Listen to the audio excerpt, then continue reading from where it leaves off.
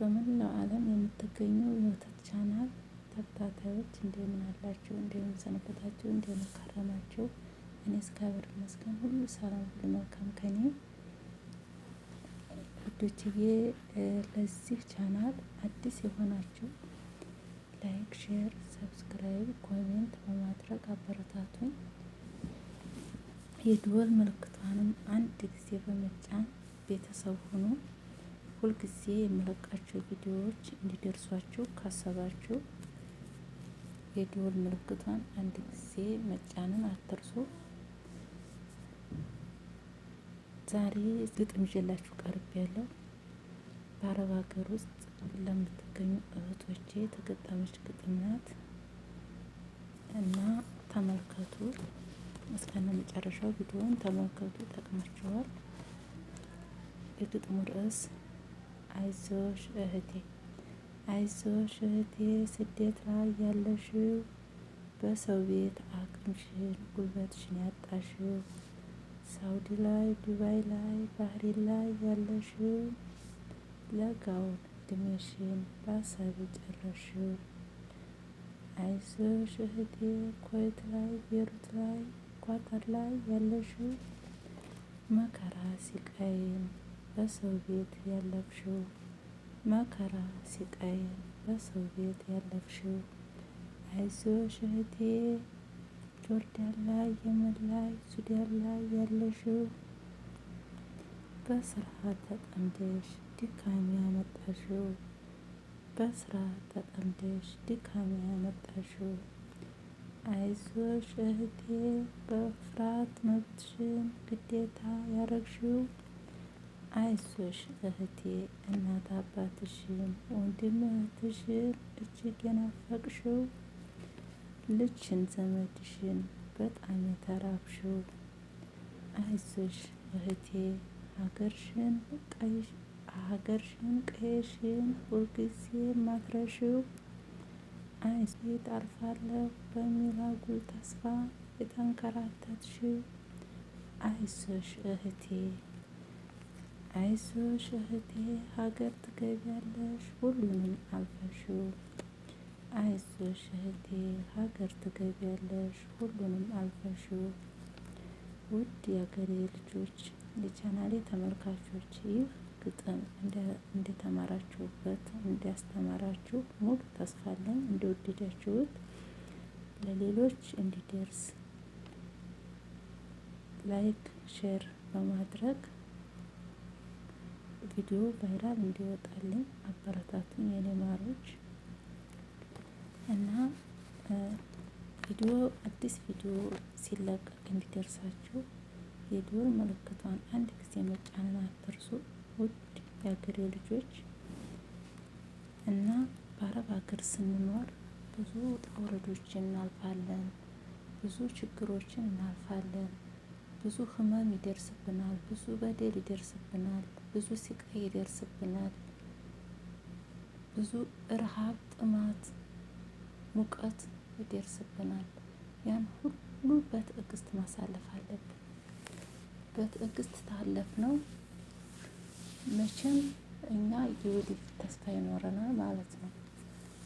ግዴታ ያንን የሚደርስብንን ችግር ሁሉ ማለፍ አለብን እህቶቼ። ደግሞ አዲስ እህቶቼ ወደ ሳውዲ አረቢያ፣ ዱባይ፣ ኩዌት፣ ቤሩት፣ ጆርዳን እንዲሁም ኳታርና ቤሩት የምትሄዱ ልጆች ለመጀመሪያ ጊዜ የወር ደመወዝ ሲሰጧችሁ ቀናንሰው የሚሰጧችሁ ከሆነ አትቀበሉ።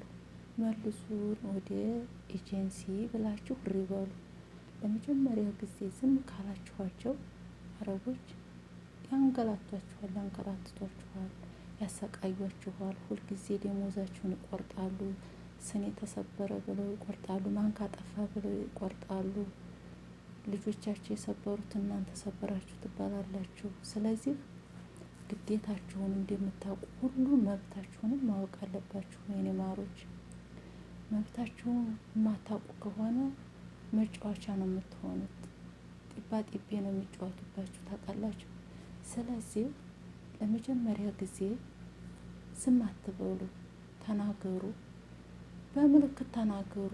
ቋንቋ ባትችሉ በምልክት አልቀበልም በሉ። ቆርጣ ትሰጣችሁ።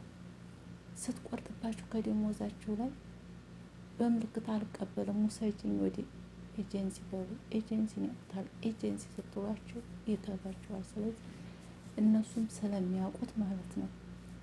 ከቻላችሁ ኤጀንሲ፣ ካልቻላችሁ በጥቆማ ውሰጅን አልሰራም ብላችሁ እጃችሁን ስታወዛውዙባት ብር አንቀበልም ስትሏት ያን ጊዜ አሟልታ ትሰጣችኋለች። ዝም ካላችኋት ግን ሁልጊዜም እየቆረጠች እሷም ቸገራት 1000 ብር እንደሆነ ደሞዝሽ 500 ብር አውርዳ ትሰጥሻለች።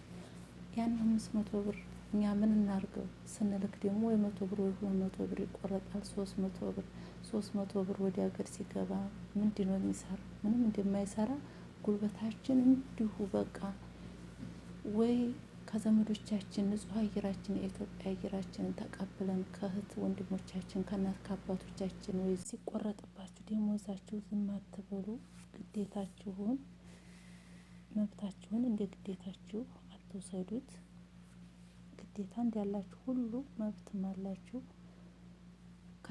ከቻላችሁ እዛው ኢትዮጵያ ቋንቋ ደሞዜን አምጪ፣ ወደ ኤጀንሲ ውሰጂኝ፣ አልቻልኩም፣ ደሞዜን ካልሰጠሽኝ አልሰራም የሚሉትን እንኳ ለይታችሁ መምጣት አለባችሁ። እዛው ሀገራችሁ ማለት ነው።